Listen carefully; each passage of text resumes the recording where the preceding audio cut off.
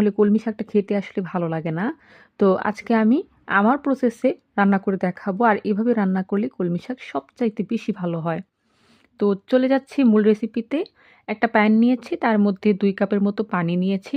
আর এর মধ্যে কিউব করে কেটে রাখা একটি বড় সাইজের আলু আমি ধুয়ে দিয়ে দিলাম। এর মধ্যে অল্প কিছুটা লবণ দিয়ে আলুটাকে আমি 80% এর মতো সেদ্ধ করে নিচ্ছি।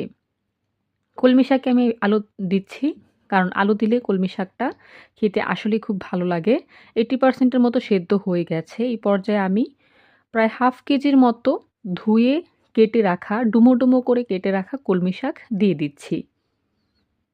একদম কুচি করে নয়, ডুমো, ডুমো করেই কেটে রেখেছিলাম। তো শাকটা দেওয়া হয়ে গেছে। এই পর্যায়ে আমি ৮ থেকে ৯ টি ফালি করা মানে চেরা কাঁচামরিচ দিয়ে দিলাম। আর এখানে আরও কিছুটা লবণ এড করছি,